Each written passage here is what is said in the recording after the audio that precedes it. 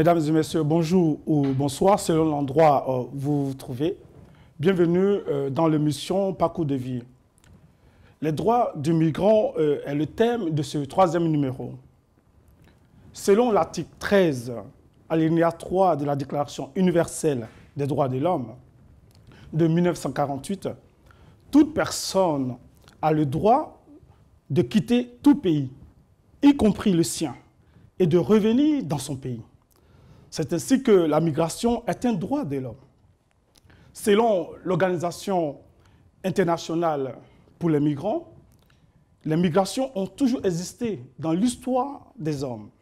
À cet effet, le migrant peut être défini comme une personne qui se déplace entre son pays et des pays étrangers ou qui rentre dans son pays depuis l'étranger. Au regard des flux migratoires aujourd'hui en Europe, en particulier en France, comment peut-on parler des droits des étrangers?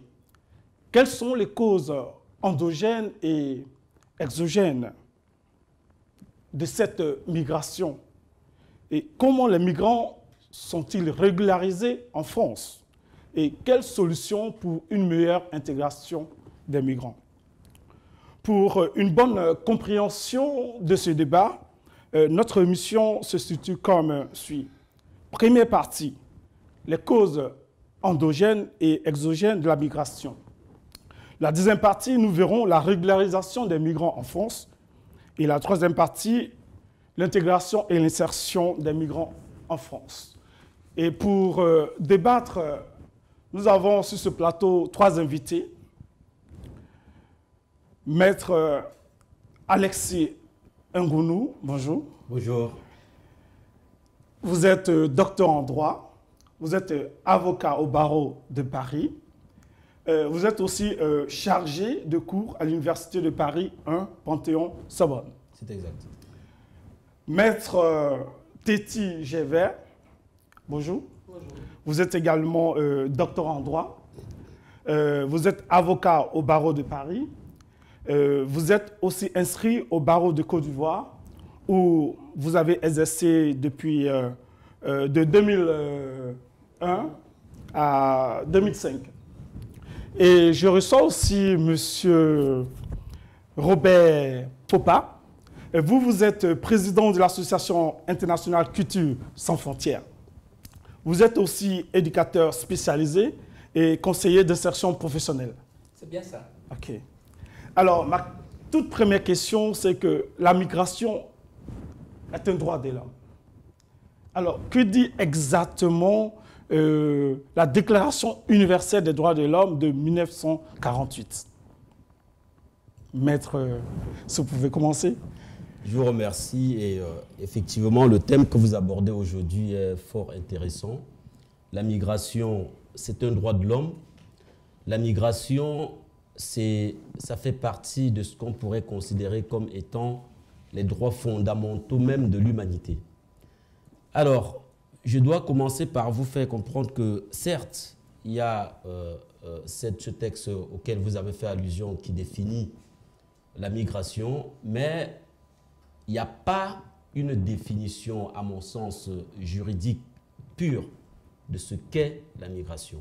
Il n'y a pas une définition juridique qui viendrait en quelque sorte contraindre les États à bien vouloir mettre en application, parce que la Charte des Nations Unies, certes, c'est un texte international, mais cette charte n'a pas eu un pouvoir de coercition par rapport aux États qui s'engagent, je pourrais dire purement moralement, à le mettre en application.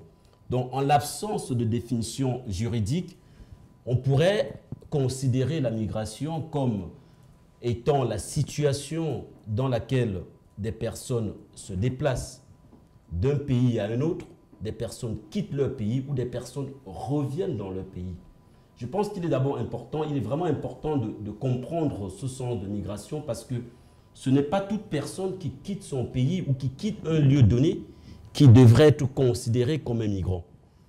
C'est une évidence, me direz-vous, parce que si je pars de la Côte d'Ivoire, j'arrive en France pour un séjour d'1 mois dans l'intention de retourner dans mon pays, on ne saurait me considérer comme un migrant. Donc pour que je sois pris et considéré comme un migrant, il faudrait que ce déplacement-là ne soit pas un déplacement très ponctuel. Il faudrait que ce soit un déplacement qui est mu par diverses intentions, mais qui surtout a vocation à durer. Alors, qu'est-ce qui conditionne réellement le mouvement d'un migrant? Alors, qu'est-ce qui conditionne le mouvement d'un migrant? Vous avez bien dit dans les propos introductifs, vous avez évoqué des causes endogènes et des causes exogènes. Je suis parfaitement d'accord avec vous sur cette catégorisation des causes.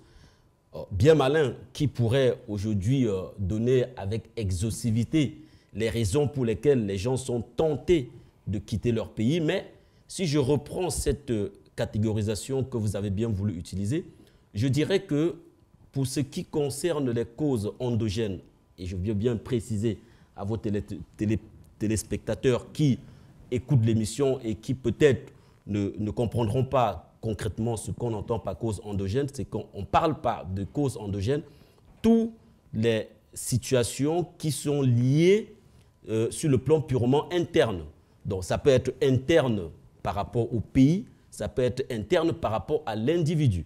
Si je prends les causes endogènes, ce qui peut pousser une personne à quitter son pays, on pourrait regarder la situation économique du pays. On sait très bien que... Alors, on va y arriver. Voilà. Je vais me tourner vers Maître Titi. Dites-moi, Maître, nous savons que la migration est un droit de l'homme. Alors, pourquoi autant de frontières autour des pays riches pour limiter le mouvement de l'homme? Je vous remercie. Avant que la migration ne soit un droit juridique, c'est d'abord un droit naturel. Naturel parce que, comme vous le savez, l'Afrique est le berceau de l'humanité. Et ça veut dire que la première personne a apparu en Afrique. Donc, de l'Afrique, la personne, c'est-à-dire que l'être humain, a envahi toute la planète. C'est-à-dire que c'est un droit, c'est lié à la personne humaine. Dit maintenant que pourquoi il y a des frontières. Le problème se pose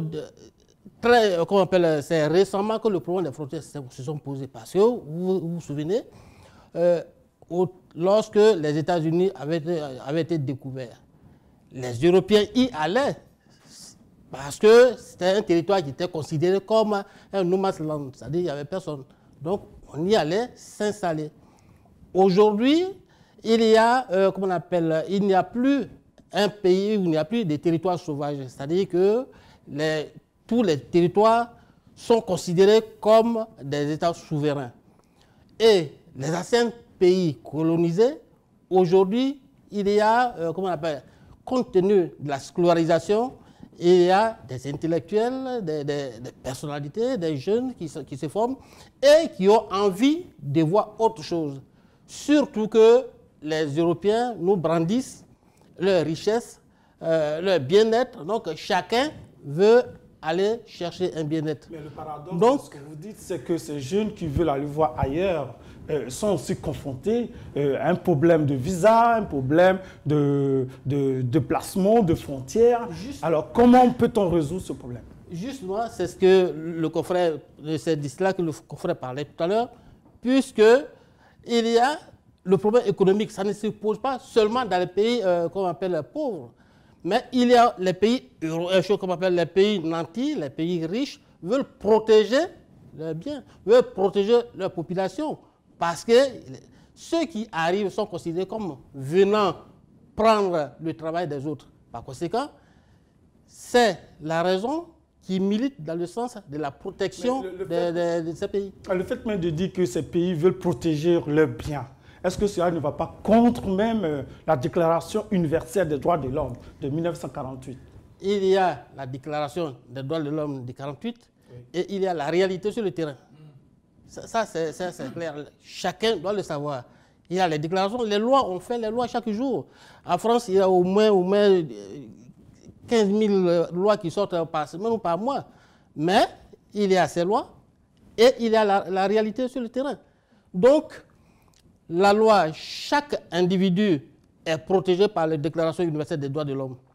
Mais il faut, par rapport comment on appelle, à la population et à la politique qu'on mène dans ce pays, protéger parce qu'il y a la pression de la population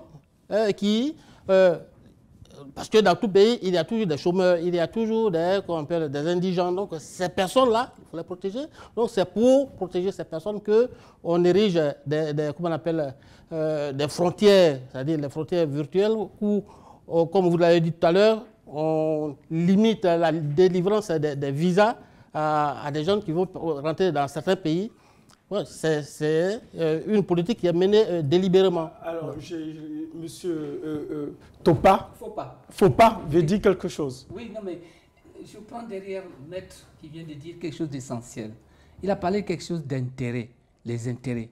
Je suis forcé de me poser la question, en tant qu'éducateur spécialisé, président de l'Association internationale Culture sans frontières, de me poser la question de ceux-là même qui avaient fait cette déclaration universelle des droits de l'homme. Est-ce que ce n'était pas pour protéger leurs propres intérêts qu'ils ont fait ça? Parce qu'en fait, qu'est-ce que ça veut dire tout ça? Maître vient de dire quelque chose, mettre l'accent sur la chose essentielle. Les intérêts des nations, les intérêts même des pays même où les jeunes partent. Il y a quelque chose d'intérêt. Donc, dont le droit de l'homme est bafoué comme ça, n'est-ce pas, d'un revers de main, pour des raisons d'intérêt. Donc il y a une question d'intérêt qui rentre en ligne de compte, dont l'homme n'est plus pris, n'est-ce pas, dans sa dimension humaine.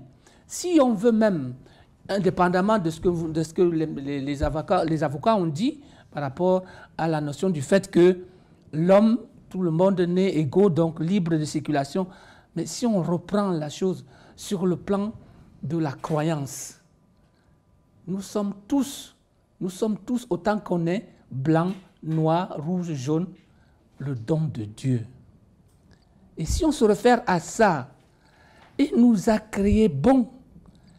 Et comment pense-t-il que lui-même qui est là-haut, l'homme arrive, il établit des frontières? C'est parole évangélique. Ces Français ne pensent pas comme vous. Peu importe, n'empêche quand même qu'ils soient français, chinois et autres, on est tous fils d'une même personne, qu'on le dise comment on appelle, en chinois ou en wolof ou en bamileke. Vous partagez cet avis? Écoutez, c'est un avis, comme vous l'avez fait remarquer, qui a une connotation humaine, religieuse ou évangélique.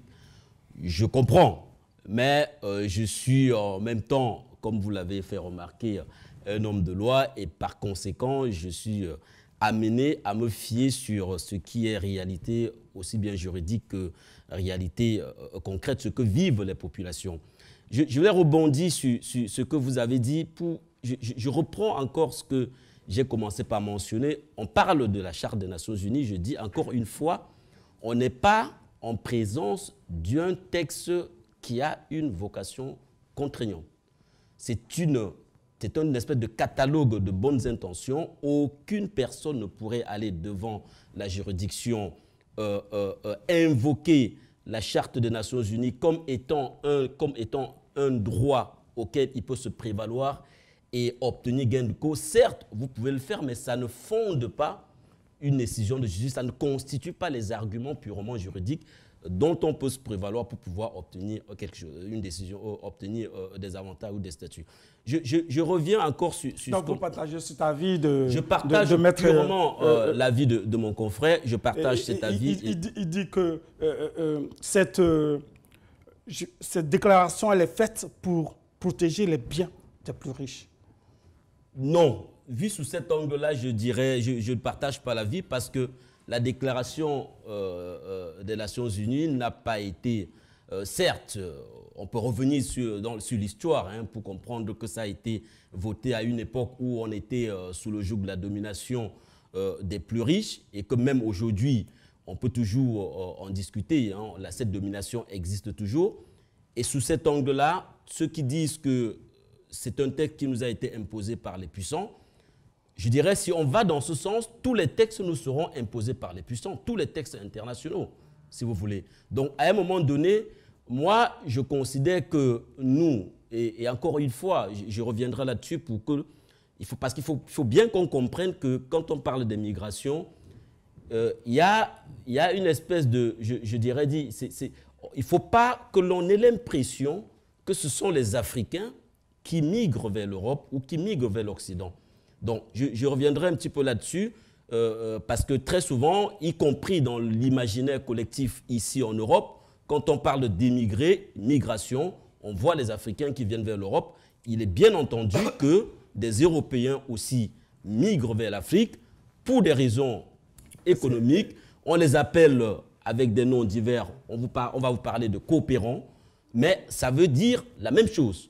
Aujourd'hui, et je regardais encore récemment à la télévision un très bon reportage sur les Portugais qui se déplacent en masse en Angola aujourd'hui. Donc, on ne va pas me faire croire que ce sont ces pauvres Africains qui sont toujours tentés de venir en Europe pour chercher une meilleure situation. Donc, pour revenir et terminer sur ce point, que l'on considère que la Charte des Nations Unies ne peut pas trouver application parce que c'est un texte qui a été dicté pour protéger les intérêts des Européens, je dis c'est un avis, mais pour moi, je pense que cette charte n'est pas contraignante parce que déjà de par les dispositions qu'elle contient, dire à la base que les hommes naissent libres et égaux en droit, ça, c'est vrai, c'est de la justice, mais en réalité, est-ce qu'on peut réellement dire que nous naissons tous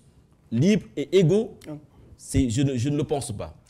Monsieur Topao, sinon, maître, vous voulez dire quelque chose? Oui, je voudrais revenir sur la charte dont parle le confrère, parce que, effectivement, à la base, la charte des Nations Unies n'a pas un caractère contraignant. Mais aujourd'hui, les faits nous démontrent le contraire.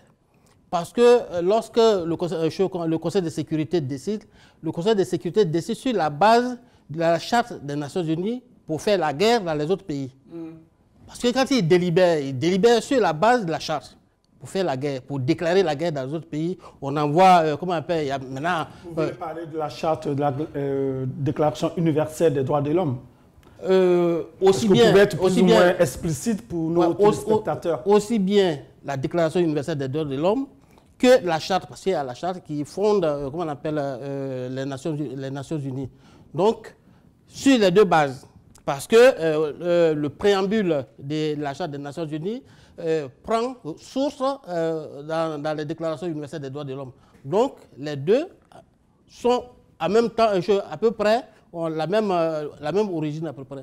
Donc, il n'y a pas une antinomie de s'appuyer sur cette charte pour déclarer une guerre dans un pays? L'antinomie, c'est comment on appelle, le paradoxe auquel nous assistons aujourd'hui, puisque les Nations Unies, après les deux premières guerres, a été faite pour que de telles atrocités ne se produisent plus. Donc, les Nations Unies ont été créées pour servir disons, de table ou d'un endroit où les États viendraient s'expliquer et régler les problèmes. Aujourd'hui, compte tenu du développement des autres pays qui n'étaient pas hier, qui n'étaient pas des pays, et les pays qui étaient indépendants mais qui n'avaient pas de ressources suffisantes, qui n'étaient pas aussi puissants, ces pays-là aujourd'hui se lèvent, se développent. Il y a les pays qui hier étaient colonisés, aujourd'hui sont indépendants et qui ont une poussée véritable vers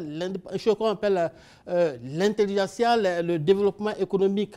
Et les pays qu'on appelle aujourd'hui les nouveaux pays qui se développent comme la Chine, le Brésil, ces pays-là ont une puissance qui fait que aujourd'hui les pays fondateurs des Nations Unies, donc qui font partie du Conseil de sécurité, sont acculés.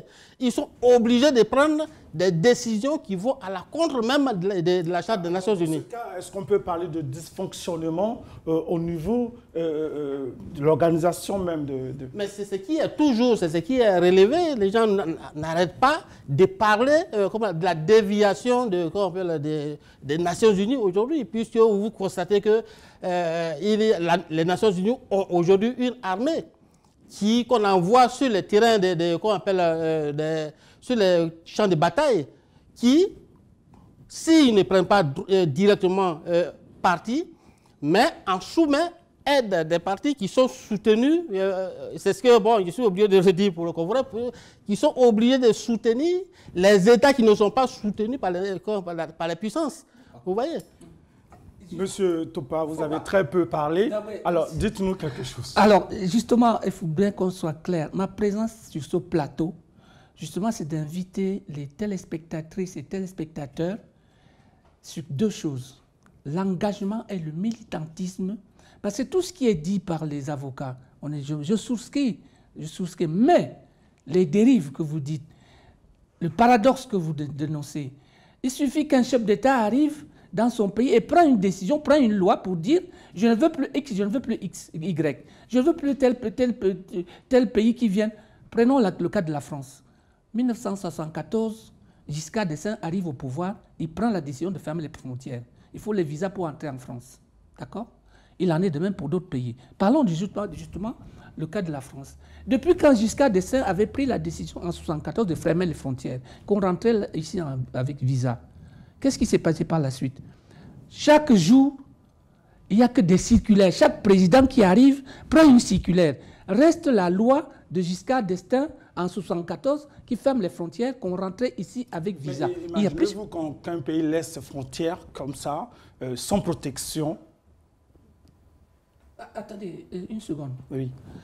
Nous venons de dire tout à l'heure qu'il y a la Déclaration universelle des droits de l'homme, tout ce qui s'ensuit. On doit circuler librement, sans protection, sans contrôler ceux qui rentrent, ceux qui sortent. Pourquoi ne devrons-nous pas nous organiser pour faire en sorte que chacun puisse avoir l'autonomie de pouvoir gérer son territoire et faire en sorte qu'il y ait des échanges entre les uns et les autres, qu'on n'ait pas besoin de mettre les frontières. Et qu'on puisse, on dirait qu'on est dans une société, on dirait qu'on est dans une société, Maître Alexis Ngonou, n'est-ce pas? Si on est dans une société humaine, vous ne semblez pas partager ce avis. Si tant est que la Déclaration universelle des droits de l'homme, ça fait, vous le dites, on est nés égaux, libres de circulation, n'est-ce pas? Attendez, si j'ai fait référence, n'est-ce pas, à ce que nous sommes, le don de Dieu, c'est justement qu'il a dit, allez, multipliez-vous, aimez-vous les uns les autres. Beaucoup ne comprennent pas ce message, ils ne sont pas tous chrétiens. Alors, est-ce que ce n'est pas de notre devoir, nous, pour arriver à sensibiliser, à mobiliser, à amener tout le monde à s'inscrire dans cette dynamique de l'humanité? Quand vous parlez de nous, vous parlez de qui? Je parle de moi, de vous, des avocats, de tout le monde, y compris même ces chefs d'État qui prennent des décisions de fermer les frontières aux uns et aux autres pour des raisons d'intérêt, je dis. Il y a aussi des problèmes de sécurité. D'accord, on est d'accord pour question. Non, mais je n'ignore pas les problèmes de sécurité. Mais je dis tout simplement, si on peut s'asseoir autour d'une table et se parler, on peut s'organiser, chacun a son autonomie d'organiser sa sécurité et on échange. Mais chacun va se retrouver. Je vois l'impatience de Maître Alexis Ngonou. Oui, je vous avais constaté que je brûlais d'impatience parce que, effectivement, si je me réfère aux propos introductifs de M. Fopa qui a dit qu'on s'adresse à des téléspectateurs et j'aimerais effectivement que ces téléspectateurs puissent comprendre qu'on n'est pas dans un monde utopique. Aujourd'hui, on est obligé de faire face à la réalité. Un pays sans limitation de frontières, un pays qui ne protège pas l'accès sur son territoire, il n'en existe pratiquement plus pas. Et je pense que plus le temps passera, plus la protection des frontières deviendra une absolue nécessité. Je le dis pourquoi? Parce que oui, on peut bien invoquer tout ce qui est lié à l'humanité, mais nous sommes obligés de nous rendre à l'évidence. Cette évidence, c'est que le monde évolue. Si Giscard n'avait pas créé le visa en 1974, quelqu'un d'autre l'aurait fait après lui. Et si vous regardez, M. Fopa, vous êtes bien placé pour le savoir, l'évolution de la situation politique en France, vous constaterez que plus les années passent, plus il y a un durcissement de la situation des étrangers. Et ce durcissement-là se ressent déjà au niveau de la délivrance des visas, qui est le premier point, le premier passage même, la première relation que l'étranger commence à avoir avec la France depuis son pays. Vous constatez... Maître, ce que vous ne dites pas, c'est qu'en 1974, nous savons pourquoi jusqu'à imposer le visa. Parce que la France, économiquement, commence à tousser. Donc, il fallait revoir la politique française ou migratoire pour pouvoir filtrer, sélectionner. On a même vu un président qui parle de migration choisie, ne serait-ce que pour permettre à ce pays de... Voilà, voici les raisons pour lesquels le visa a été imposé en 1974. Donc ce n'est pas seulement un problème sécuritaire qui est aujourd'hui certes d'actualité, mais qui ne correspond pas à ce que vous dites quand on se situe dans l'histoire de la migration. Évidemment, je n'ai jamais... Attendez, je n'ai pas... Le sens de mes propos, ce n'est pas surtout de dire que la nécessité d'imposer les visas tient à des questions de sécurité. Surtout pas. La première raison pour tout pays de contrôler les frontières, c'est d'abord la situation économique interne. Ça, pour moi, c'est fondamental. Ce n'est pas un fait de hasard. Si aujourd'hui, on en parlera en deuxième partie de l'émission, aujourd'hui en Europe, l'Allemagne est le tout premier pays qui accueille le plus de réfugiés. Donc vous partagez cet avis qui dit qu'il faut... C'est la situation je vais parler économique. de la migration choisie. Tout à fait. Et pour moi, toute migration est choisie. Moi, je le dis... Lorsqu'on parle de migration choisie, ça dit que cette migration est sélective. Évidemment, il n'y a pas... Toutes les migrations, il faut qu'on se rende compte. Lorsqu'on va prendre des cerveaux en Afrique, oui, vous pensez que c'est une bonne chose? Je ne dis pas que c'est une bonne chose. Il y a la réalité, ce qui relève du pouvoir des États et leur intention, et puis notre appréciation de cette réalité. Moi, je vous dis, le Canada est le pays qui a ouvertement dit « moi, je choisis mes immigrés », mais regardez autour de vous, il n'y a pas un seul pays qui va comme ça ouvrir les bras pour accueillir des immigrés. À aucun moment, vous allez vous rendre compte qu'à chaque fois, quand il y a des lois qui tendent à réguler l'immigration, l'exposé des motifs, en tout état de cause, je dis, l'intention du législateur est toujours de privilégier une catégorie de la population. Et cette catégorie des arrivants, sont ceux qui peuvent apporter quelque chose. Si je prends, j'arrive, maître, si je prends la migration africaine, oui, nous savons que historiquement, la France a une dette envers l'Afrique.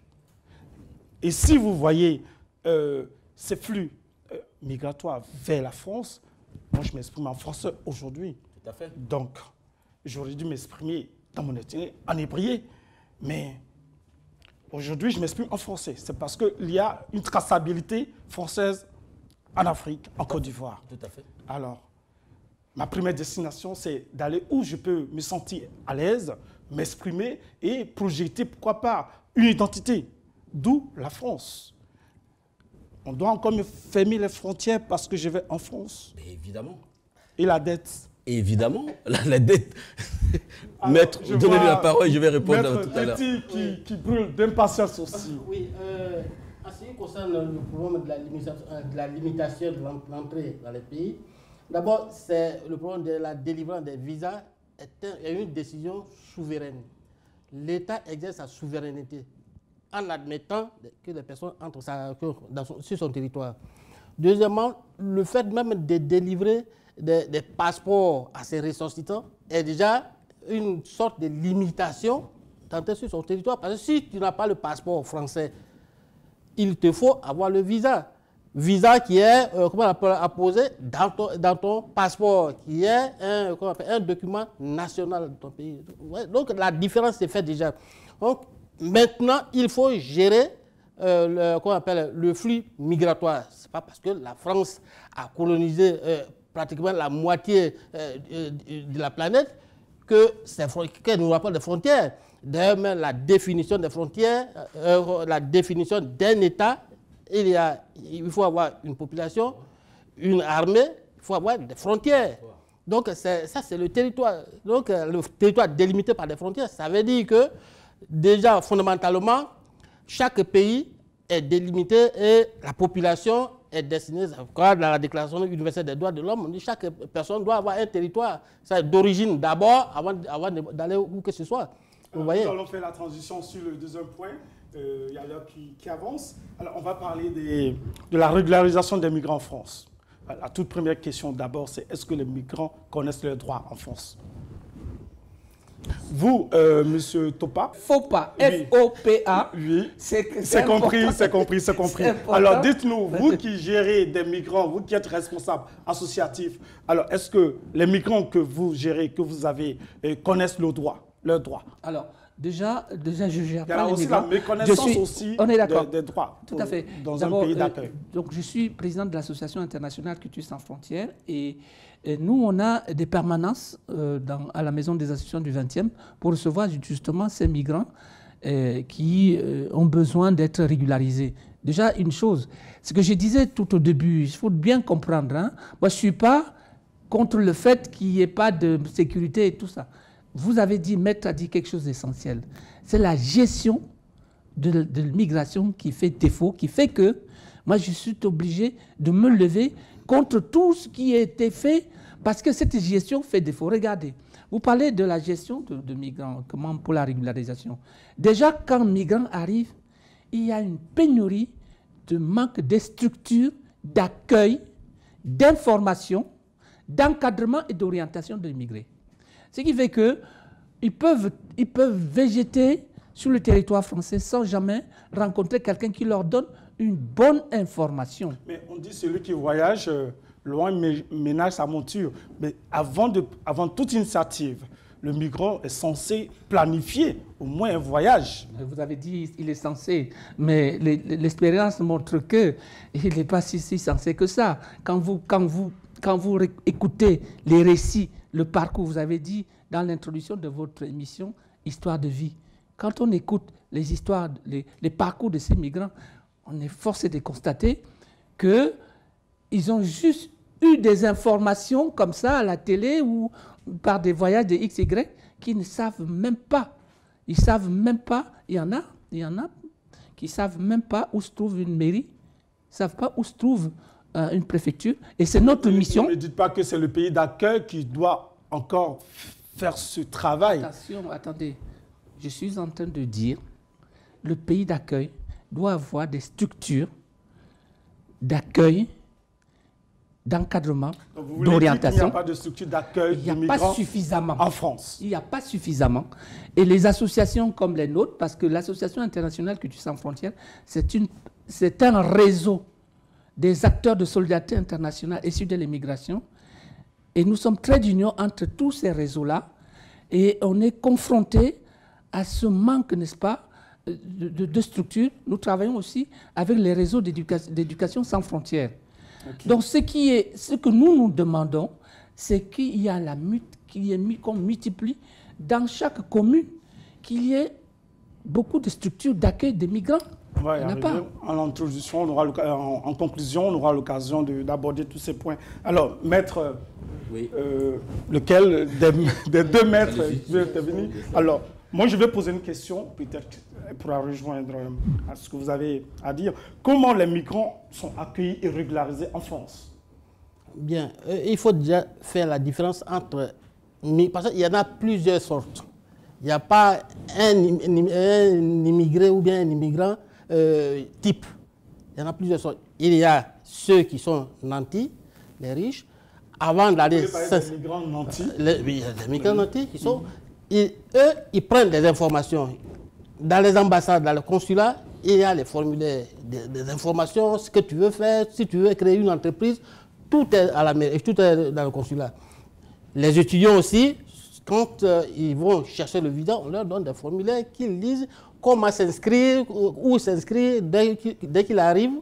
Donc, lorsqu'il obtient son visa, il sait à quel endroit s'adresser pour s'inscrire. Et puis, il y a ce qu'on peut appeler les migrants économiques. Bon, ceux qui viennent pour des besoins, bon, pour chercher un bien-être, ou qui sont invités ou appelés, envoyés, bon, dont le transport est assuré par les parents, les familles. Ceux-là, ils viennent sans aucune information. Donc, l'information est donnée à ces personnes de façon informelle. Maintenant, c'est la réalité sur le terrain qui leur dit, bon, par-ci, il faut aller par là. Mais aussi, il faut faire la différence entre les communautés. Il y a des communautés qui sont organisées. Par exemple, la communauté chinoise, il arrive, la personne est accompagnée. Si la personne veut demander l'asile, accompagnée, et puis bon, à l'asile. Si la personne veut une régularisation simple, ordinaire, on l'accompagne. Donc, ça dépend des communautés, de l'organisation des communautés. À ce qui concerne l'État d'accueil, est-ce qu'il y a des structures d'accueil, des structures d'information? Il y a des structures d'information, seulement il faut savoir où les trouver. Vous allez à la mairie, il y a des assistances sociales. Monsieur Topa qui est responsable associatif. Monsieur Topa. Faut pas. Je vais y arriver. Monsieur Fopa, voilà, qui est responsable associatif, qui nous dit qu'il y a très peu de structures associatives. Qu'en dites-vous? Bon, il a raison de le dire, puisque lui, il est membre d'une association. Donc, bon, si lui n'arrive pas bien placé pour nous donner encore plus d'informations sur l'accueil même des... Alors, ce que dit Maître, c'est vrai, quand vous arrivez dans une mairie, bon, encore faut-il que l'immigrant puisse aller en mairie, parce que les migrants... Moi, je ne m'adresse pas aux migrants économiques ou aux migrants intellectuels qui passent par les ambassades. Moi, je suis l'homme de la rue. Je m'adresse à un migrant qui me trouve dans la rue et dit, je ne sais pas où se trouve une mairie. Parce que déjà, lui, aller à une mairie, il a peur d'y aller, parce que pour lui, la mairie, ça représente le gendarme et tout ce qui s'ensuit. Donc déjà, il faut l'accompagner. Donc, très vite, dans les mairies, il y a donc des services d'accueil qui donnent des informations. Il y a aujourd'hui les maisons des associations. Nous, on en fait. On est dans une maison des associations.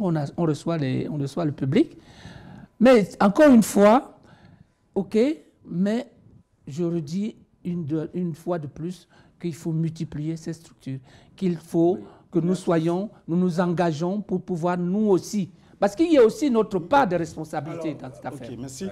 Maître Alexis, dites-nous comment les migrants sont accueillis en France. Est-ce qu'ils sont bien accueillis en France? Alors, personnellement, je ne saurais répondre de façon péremptoire. Ce que je vais vous donner, je les accompagne, je les suis. Ce que je vais vous donner, c'est aussi un retour d'expérience par rapport à ce que je vois dans mon métier depuis quelques années. Mais avant toute chose, je pense que nous sommes une émission qui va être regardée et je pense que le but aussi pour nous, c'est de donner des conseils. Et le premier conseil que je donne... Au niveau de la troisième partie, on aura l'occasion d'aborder... Ça répond un petit peu à cette question et ça bat un petit peu... je dis, ça, pas que ça contredit, mais ça remet un petit peu en cause.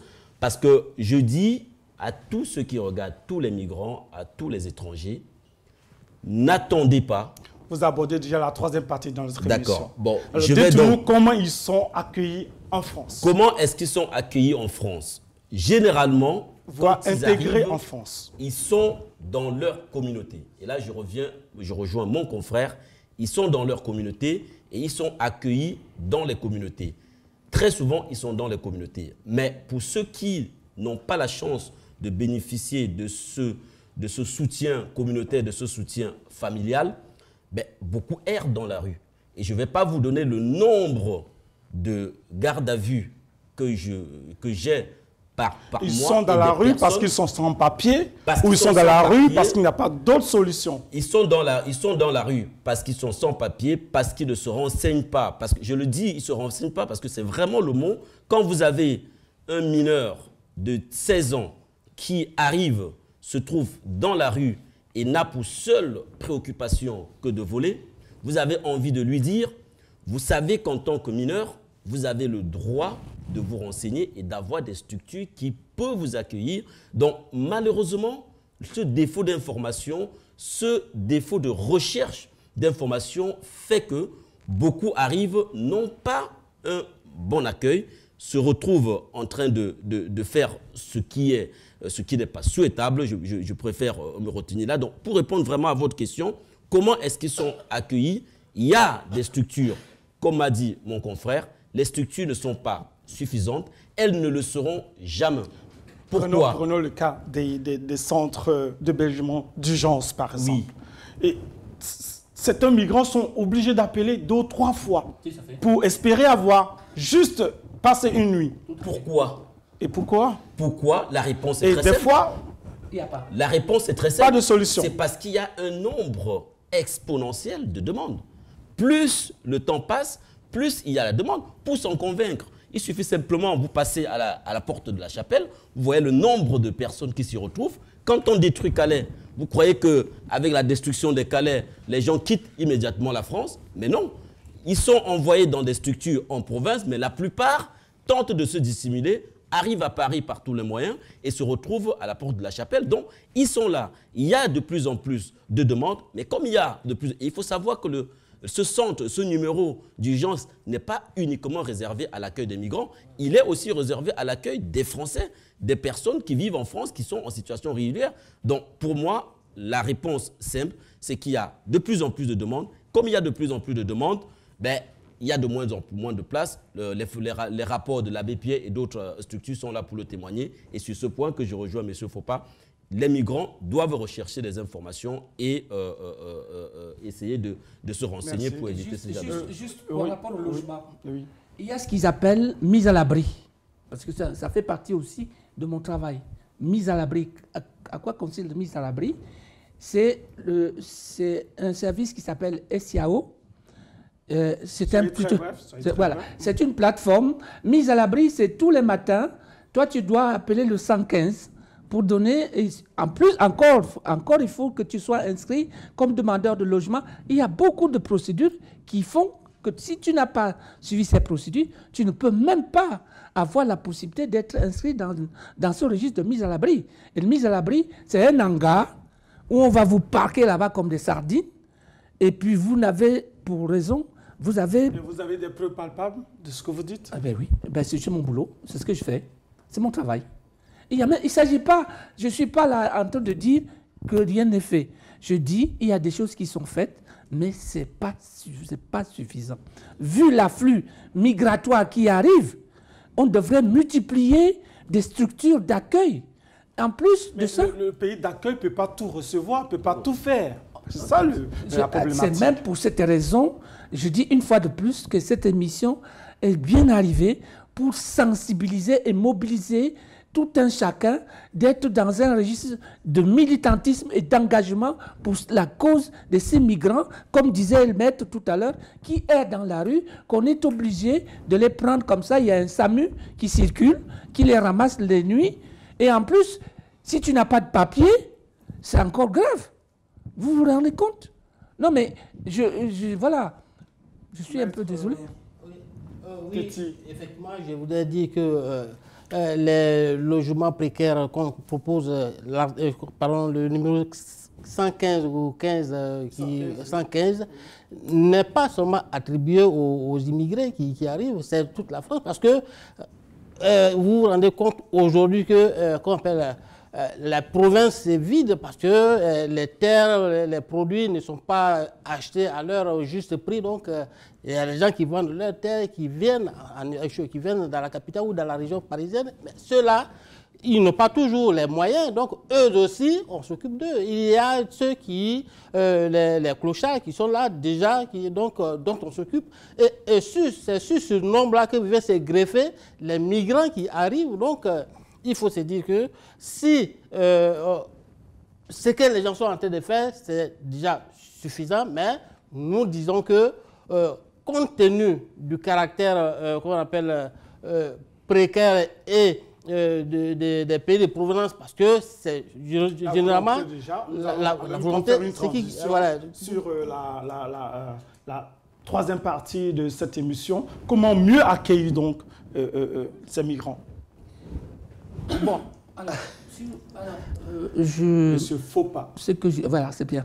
Alors, je disais que l'association internationale étant un réseau, on devait mutualiser nos expériences et nos compétences pour partager des informations les uns et les autres pour accueillir mieux les migrants qui arrivent. Alors, ça se passe... Alors, vous posez la question, comment faire pour mieux les accueillir? C'est juste ce que je suis en train de dire, d'être dans un esprit de militant et d'engagement. Et aussi, amener les migrants qui arrivent, qu'ils puissent s'informer sur ses droits et devoirs. Parce que le plus souvent, ils sont plutôt informés sur les droits et pas des devoirs. Et progressivement, les amener aussi à comprendre le processus. Le processus pour obtenir des papiers, déjà s'inscrire dans la mairie où tu es, savoir où se trouvent les services municipaux, les services préfectoraux, s'il vous plaît. Et ça fait partie du travail des militants associatifs. Et c'est ce que nous faisons quand nous organisons, n'est-ce pas, des permanences tous les mercredis à la maison des associations où nous recevons toutes les personnes, tous les usagers.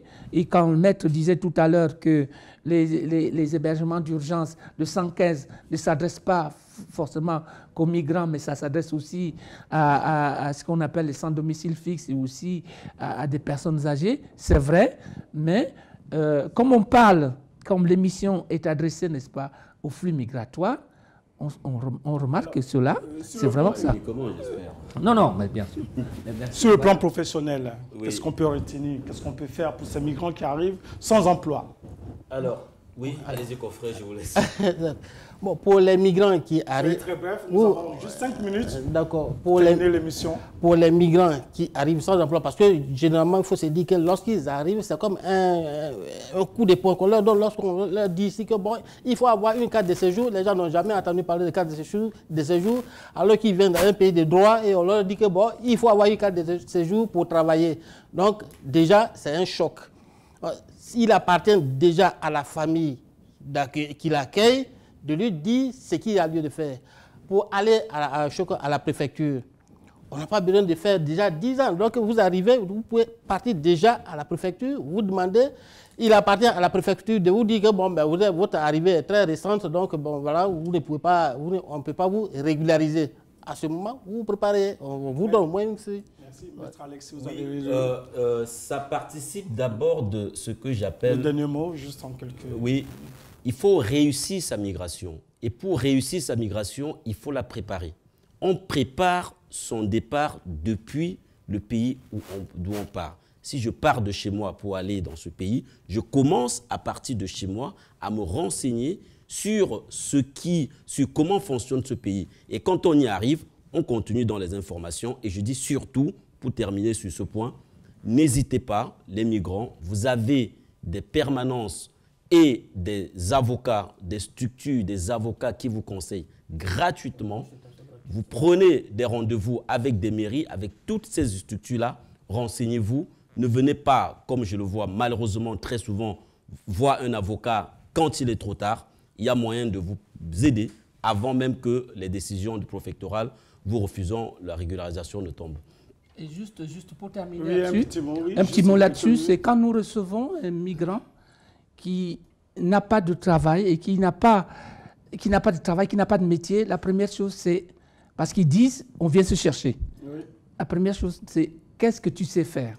En quelques secondes. Voilà. Est-ce que vous savez faire quelque chose? Si tant est qu'il sait faire quelque chose, on va l'orienter à des dispositifs qui existent pour accueillir ceux qui savent faire quelque chose, mais qui n'ont pas de formation, qu'on les accompagne à se former et après, on peut leur trouver quelque chose. Merci d'être venu débattre avec nous et à bientôt. Merci de nous avoir invités. Bonne journée. Merci.